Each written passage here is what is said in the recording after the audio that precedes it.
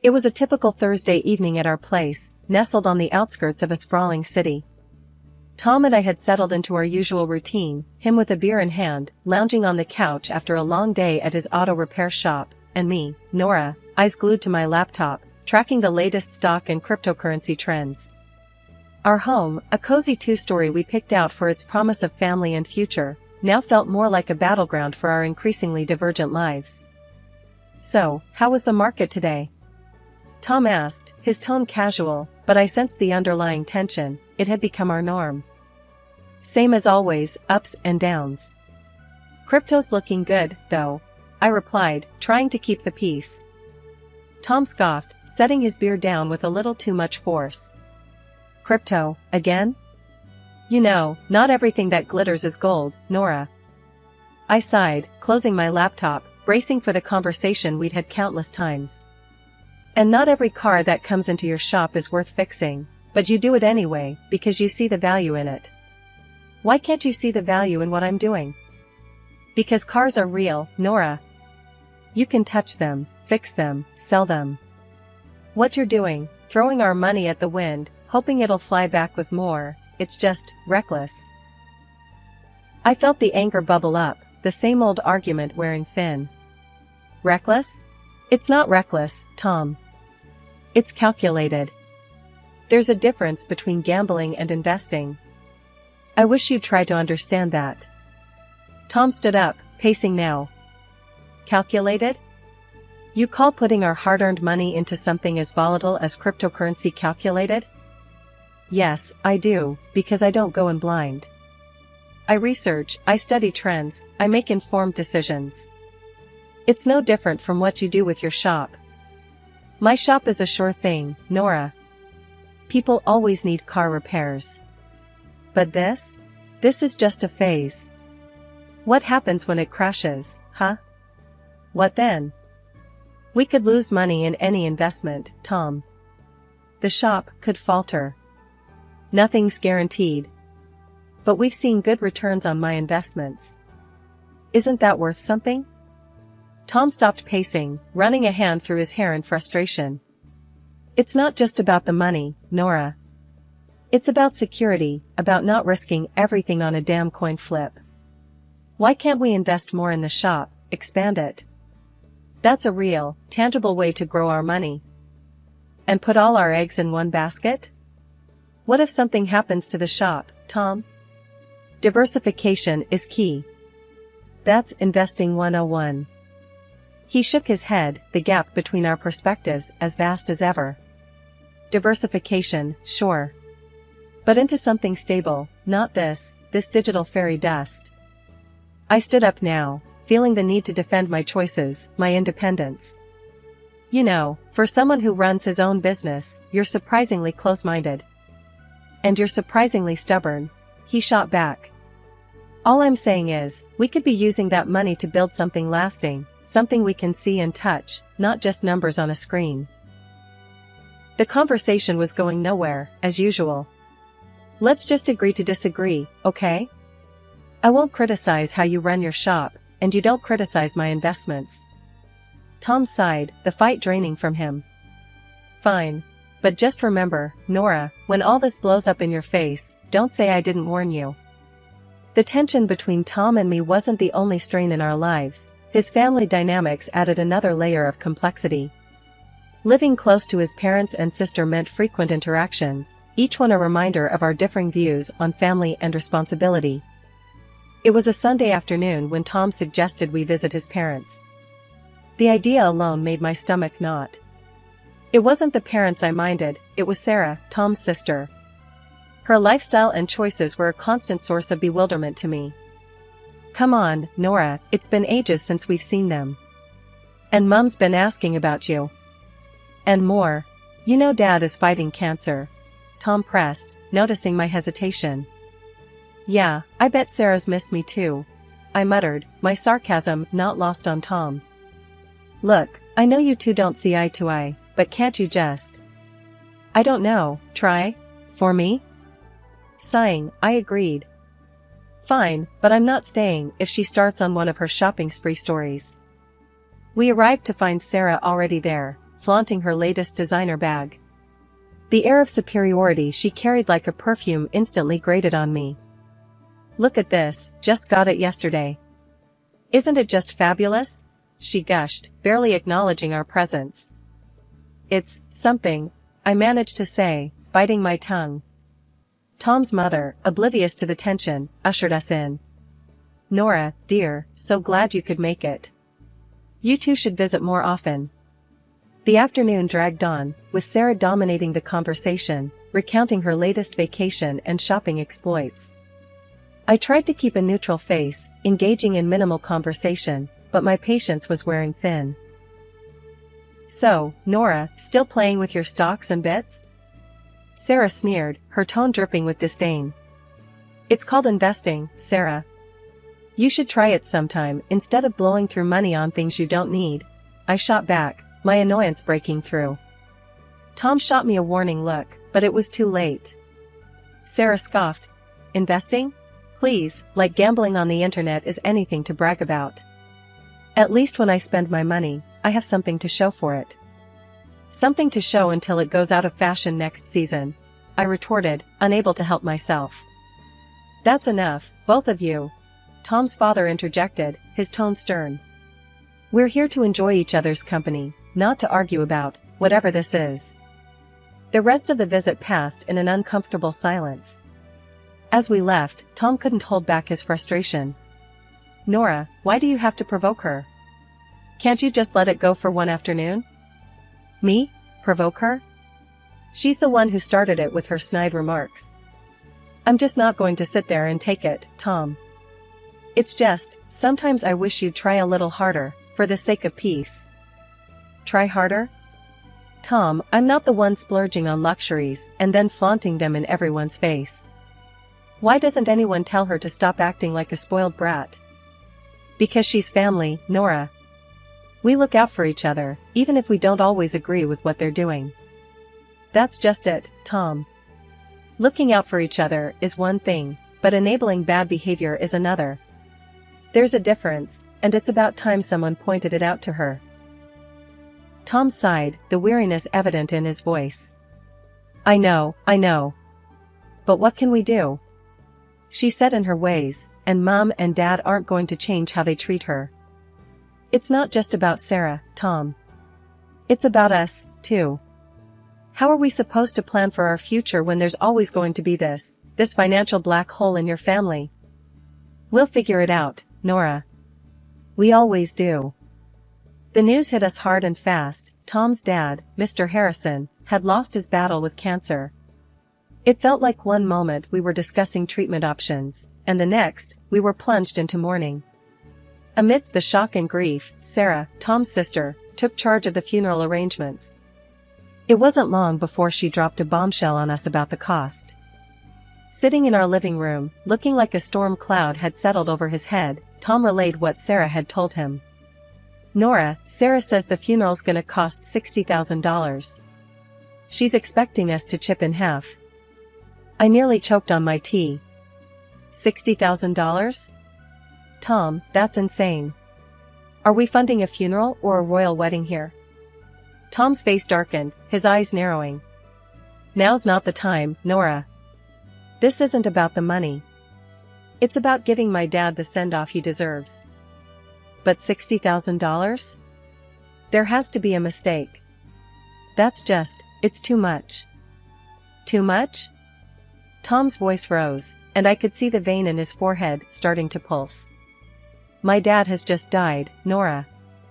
And here you are, haggling over pennies. What's wrong with you? I flinched at his harshness. I'm not haggling, Tom. I'm just shocked. We never even spent that kind of money on our own house. Tom stood up abruptly, his chair scraping against the floor. You know what? I don't need this. I don't need you telling me what's too much for my own father's funeral. If you can't see past your damn spreadsheets for once, maybe you should just stay out of it. The hurt from his words cut deep, but I swallowed my retort. This was grief talking, not my Tom. I'm sorry, Tom. I'll transfer the $30,000 to Sarah. It's just, this is a lot to process. Tom paced the room, hands buried in his hair, a gesture of frustration I'd come to recognize over the years. Yeah, well, it's not just about the money, Nora. It's about doing right by him. And if that means paying whatever it costs, then so be it. When I confirmed the transfer to Sarah, Tom barely acknowledged it, lost in his own world of grief and anger. The distance between us felt like miles, not the few feet of our living room. Walking into the funeral agency, I felt the weight of the world on my shoulders. The last few days had been a blur of grief and confusion, but nothing could have prepared me for what I was about to learn.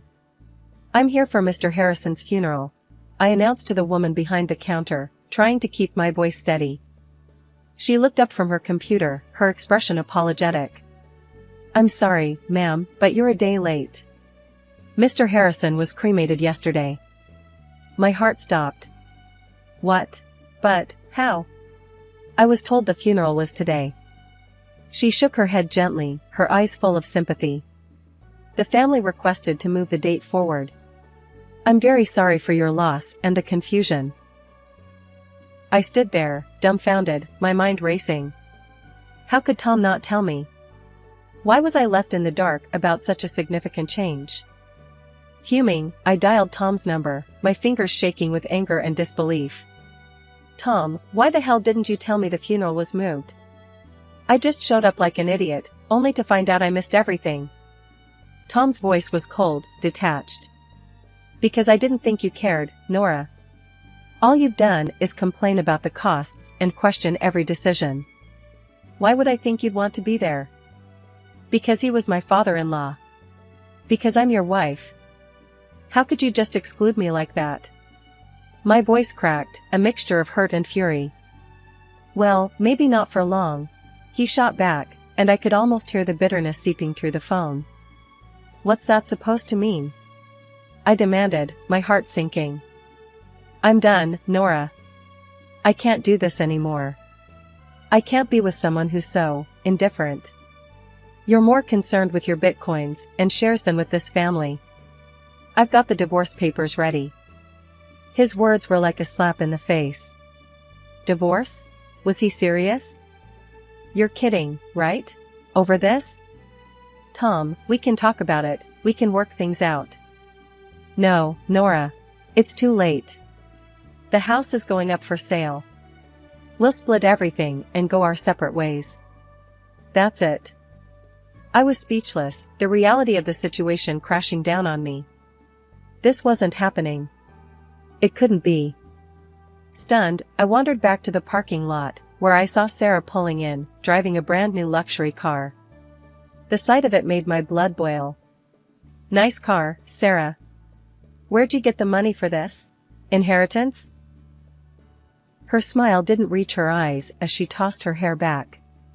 Yeah, something like that. Dad left me a little something.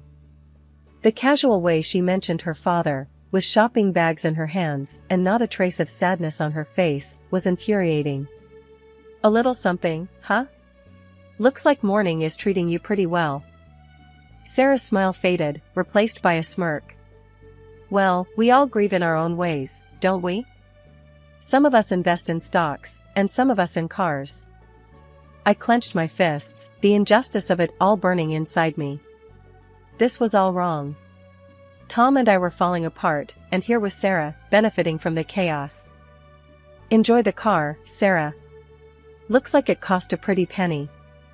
Or should I say, a pretty dollar? She laughed, a hollow sound that echoed in the empty parking lot. Oh, Nora, always so concerned about the money. Don't worry, it's all been taken care of. I watched her walk away, her laughter lingering in the air. The man I loved wanted nothing to do with me, and the family I had tried to be a part of was showing their true colors. The days following the funeral felt like navigating through a thick fog of disbelief and betrayal. The weight of the divorce papers in my bag felt like carrying a boulder, a constant reminder of my crumbling marriage. But the sight of Sarah's new luxury car planted a seed of suspicion that I couldn't shake off. Determined to get to the bottom of it, I decided to pay a visit to the funeral home, hoping to uncover some answers. Walking into the funeral home, a mix of suspicion and determination fueled my steps. It felt surreal, being here under these circumstances, but I needed answers. The place was quiet, the air filled with a solemnity fitting its purpose. At the reception, I recognized a face from the past: Jackie, a classmate from high school who'd ended up in the most unexpected of places. "Jackie!" I exclaimed, a bit too loudly for the setting. "I didn't know you worked here." She looked up, surprise flickering across her face, before recognition set in. "Nora? Wow, it's been ages. What brings you here? Something I can help with?" I took a deep breath, steeling myself for the conversation ahead. "Yeah, actually. It's about my father-in-law's funeral. I heard it was arranged here." Jackie's expression turned professional, but there was a hint of curiosity in her eyes. "Sure, let me pull up the details. Give me a sec." As she typed away, I fidgeted, the weight of the situation pressing down on me. The moment she found the record, her brows furrowed. "Okay, here it is." The service was pretty standard. Cremation was requested, keeping things on the simpler side. The total came to $5,000. My heart sank. $5,000? But that's not what we were told. We paid $60,000, or at least, we were led to believe that's what it cost. Jackie paused, her face a mask of concern. "That's a huge difference. It was Sarah who handled the arrangements, right? Everything here was billed at $5,000, no more." The pieces were starting to fit together, a picture I didn't want to see. "Can you print me a copy of that bill? I need proof." "Sure thing," Jackie said, her tone sympathetic. She quickly printed out a duplicate of the check and handed it to me. Holding the paper, it felt like a piece of a puzzle that would unravel a bigger deception. "Thanks, Jackie. I've got to sort this out." Armed with the printout from the funeral home, my next stop was confronting the family, particularly Sarah. The air felt heavy as I drove to my mother-in-law's house, where I knew they'd all be gathered, probably discussing the estate and the aftermath of the funeral. My stomach churned with a mix of dread and determination. When I arrived, the house was eerily quiet. I hesitated at the door, gathering my courage before stepping inside. The sound of my footsteps seemed to echo through the hallway, announcing my arrival. In the living room, Tom, Sarah, and my mother-in-law were seated, looking like a picture of mourning that was about to be shattered. My mother-in-law, her eyes shadowed with grief, broke the silence first. "Dear, we missed you yesterday at the funeral. We thought you'd be there." Taking a deep breath, I replied, "I was told it was today." "I'm so sorry for your loss," my voice steady, despite the churn of emotions inside me. I then turned to Tom. "Can we talk? In private?" I hoped to spare his mother any more distress. Tom's response cut through the room.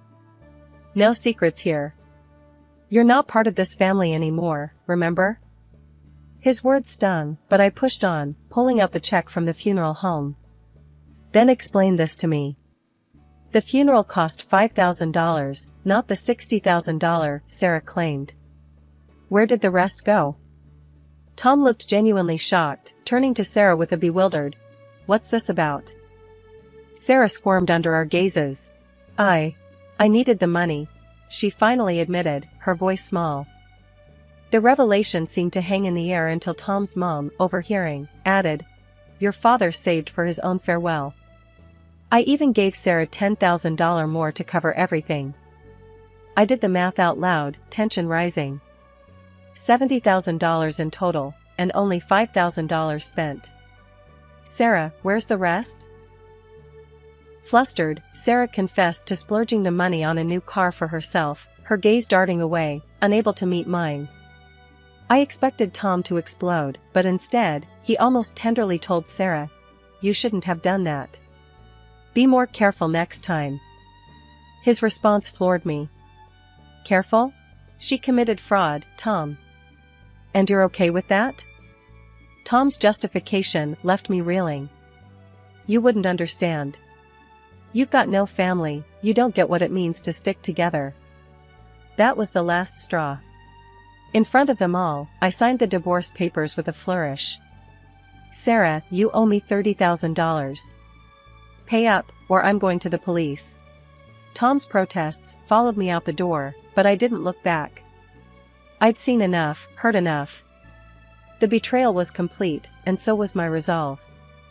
As I walked away, the finality of my actions settled in.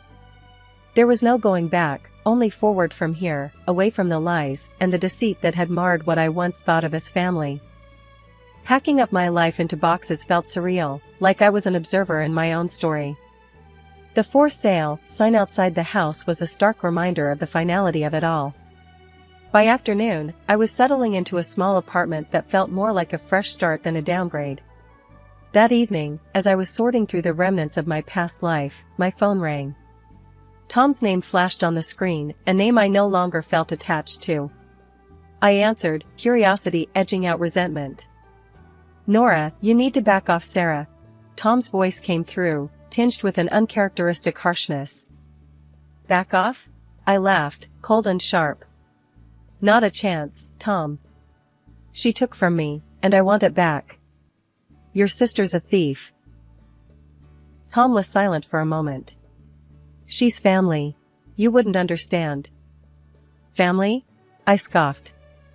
"That ship has sailed, Tom. As far as I'm concerned, you and your sister are just people I used to know."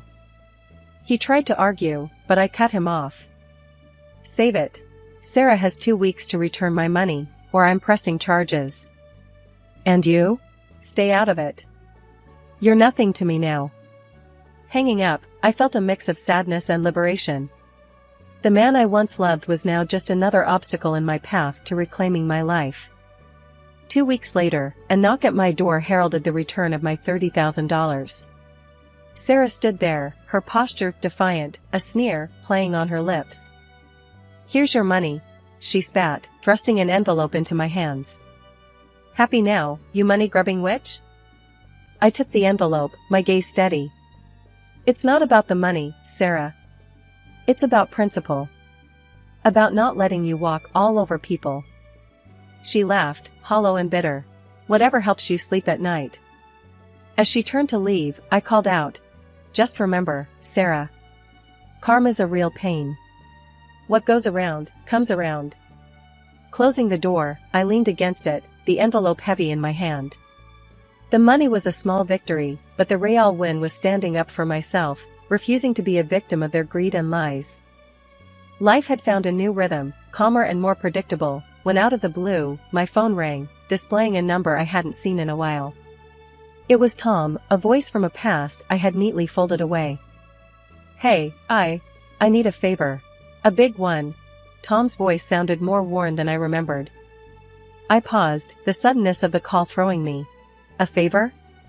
Tom, we're past favors, don't you think?" "It's Sarah. She's in deep this time. Debt's up to her eyeballs, and the wolves are at the door. We've sold everything, the house, the shop, it's still not enough." His words took a moment to sink in. "And you're calling me why?" "I'm not part of this circus anymore, Tom." He sighed, a sound of desperation. "Come on, don't be like that. You got out, made it big with your trading. Can't you spare something, for old time's sake?" I couldn't believe what I was hearing. After everything, he still saw me as a lifeline for their mess. Spare something? For her? After she nearly ruined us with her lies? You've got some nerve, Tom. It's not just for her. It's for all of us. You wouldn't be where you are without me. Don't forget that," he countered, his voice edged with bitterness. A laugh, sharp and short, escaped me. "Where I am is despite you, not because of you. You think I owe you? That's rich." There was silence on the line, heavy and uncomfortable. "So, that's it then? You're going to turn your back on us?" "Us? There is no us, Tom. There hasn't been for a long time.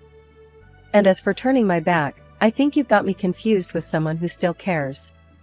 Hanging up, I felt a mix of emotions.